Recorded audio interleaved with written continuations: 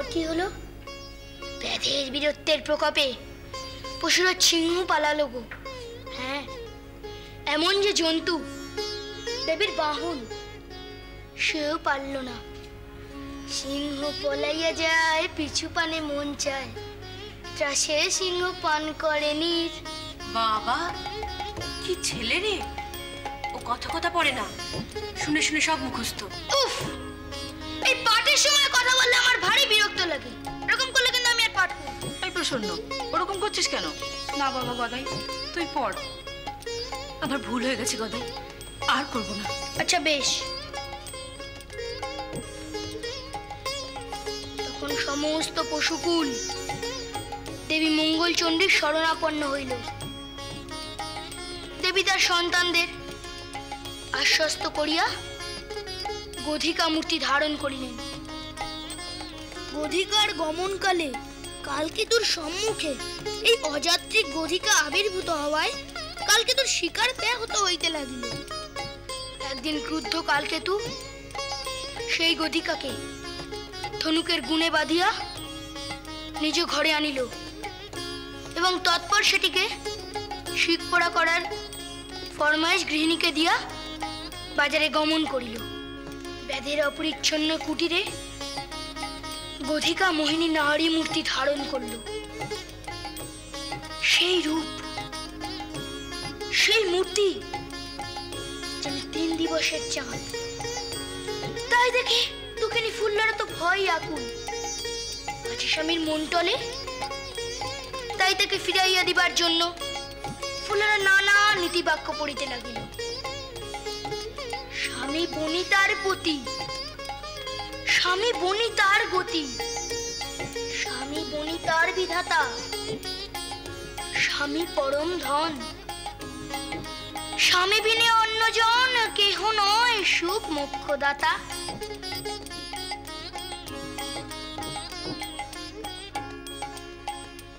কিন্তু কোনো কিছুতে রূপসীর ভিন্ন ভাব হয় না, সে ব্যাধের কুটিরেই থাকিবে। বিপন্ন ফুল্লরা তখন তাকে তার দুঃখ কষ্টের বিবরণ দিতে লাগিল, যদি ভয় দেখাইয়া তাকে বীতশ্রদ্ধ করিতে পারে।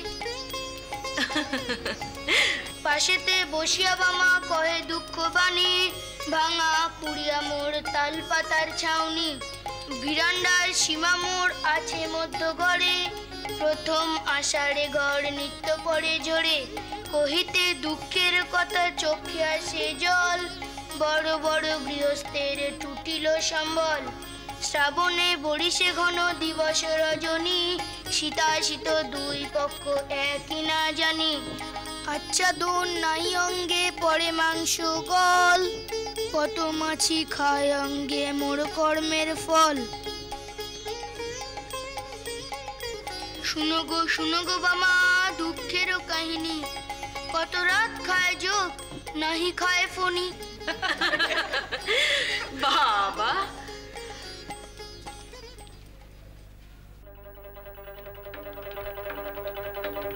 কি হলো রে গদাই? পাঠ কর, থামলি কেন? এই তো আসছি বরদাদা, যাবো আর আসবো। তোকে বললাম যে কুশের ডগাগুলো বেছে রাখ, কালকে 5-5খানা যজমান বাড়িতে আমাদের কাজ। তা না করে তুই এখানে চণ্ডী মঙ্গল পাঠ করছিস। আজ আর হবে না গো, অন্যদিন শোনাবো, আজ তোমরা যাও।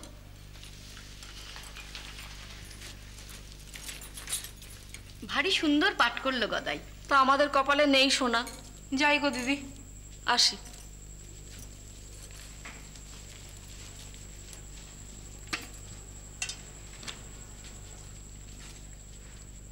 কেন গো রামকুমার দাদা, আমাদের মজলিসটা মাঠে মারলে? ও বুঝি রোজ দুপুরে এই কর্ম করে? এ তো কুকর্ম কিছু নয়, ব্রত কথা বা কথা কথা শোনায় আমাদের, তা খারাপ কি? খারাপ তো বলিনি, কিন্তু একটু আর তু কাজে কর্মে যদি ঠেকা না দেয় তাহলে তো ভারী মুশকিল। ওর জন্য ঠেকে যাচ্ছে বুঝি সবকিছু? অবশ্য তো তোমাদের ভাই, তোমাদের ছেলে, আমরা বলার কে? এ কথা বলছিস কেন? কদিন ধরেই দেখছি ও এখানে এলেই তোমরা কেউ আগলে আগলে রাখছো। আচ্ছা, ওর সঙ্গে একটু কথা বলে ওকে আদর করে যদি আমাদের পাপ তাপ জুড়ায়, তাতে আপত্তিটা কোথায়? না আসলে কি জানিস, ও আসলে এই হয়ে যাচ্ছে বুঝি তোমাদের গদাই? কদিন ধরেই দেখছি ও এখানে এলেই নানা ছলে তোমরা ওকে এখান থেকে নিয়ে যাচ্ছ। কেন? দেখ, তুই এত রাগ করছিস কেন? আসলে কি জানিস, এখানে অনেকেই তো ছিল, সেই জন্যে। অনেকের তো অনেক কিছু আছে রামকুমার দাদা, আমার তো কিছুই নেই গো রামকুমার দাদা। বাপের বাড়িতে অভাগীর জীবন কাটাই, পোড়া কপালের দোষে সব খুইয়েছি। গদাইকে নিয়ে একটু শান্তিতে থাকি, তাও তোমাদের সয় না গো। তুমি জানো গদাই আমার কাছে আসে বলে তোমার বউ আমাকে হিংসে করে। আমি গদাইকে গোপাল ভাবে দেখি, সেজন্য একদিন কি মুখ আমি নাকি গদাইয়ের সর্বনাশ করছি। না না, আসলে কি জানিস, ওর আসলে নানা দিক দিয়ে নানান রকম অশান্তি, তো সেই জন্যে। ও মা, তাই বুঝি? তাহলে তোমার বউ ওকে লুকিয়ে লুকিয়ে পুজো করে কেন? এসব কি বলছিস তুই? কি বলছি মানে? যাও না, গিয়ে তোমার বউকে জিজ্ঞেস করো না। আমি গদাইকে গোপাল ঠাকুর দেখলে দোষ, আর তোমার বউ যে গদাইকে নারায়ণ ঠাকুর রূপে দেখে, সে বেলা কিছু নেই না?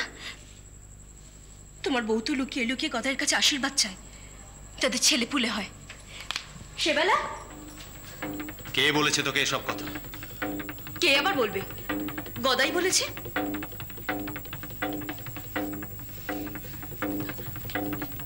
রামকুমার দাদা, রামকুমার দাদা শোনো।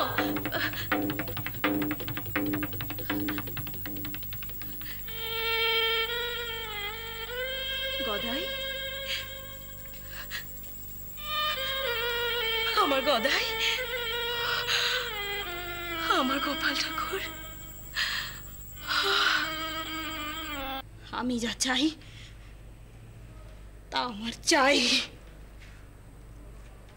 তা সে ভগবানই দিক আর শয়তান। অনেক সহ্য করেছি, আর না,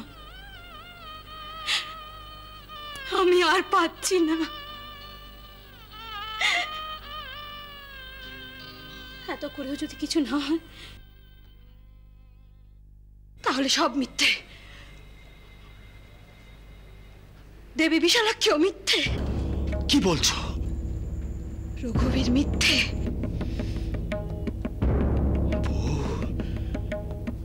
এত বড় কথাটা তুমি বলতে পারলে? রঘুবীর আমাদের গৃহদেবতা।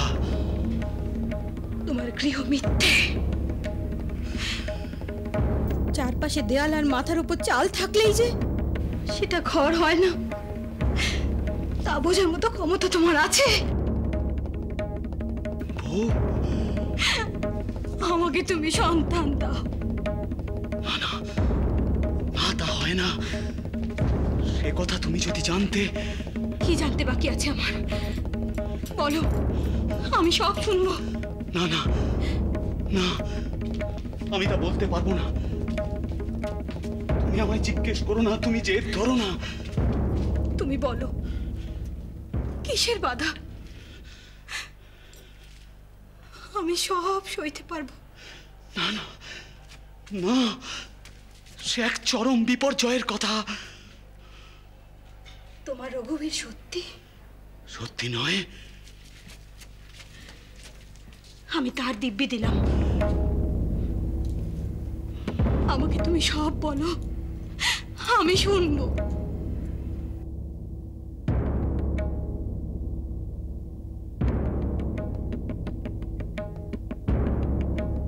তবে শোনো বউ, তোমার গ্রহ অবস্থান সন্তান ধারণের উপযুক্ত নয়। আমি নিজে তোমার কুষ্ঠি বিচার করেছি, পণ্ডিত জ্যোতিষ বিশেষজ্ঞ দিয়েও বিচার করিয়েছি। সন্তান ধারণ করলে তোমার জীবন সংশয় ঘটবে। শ্রীরাম।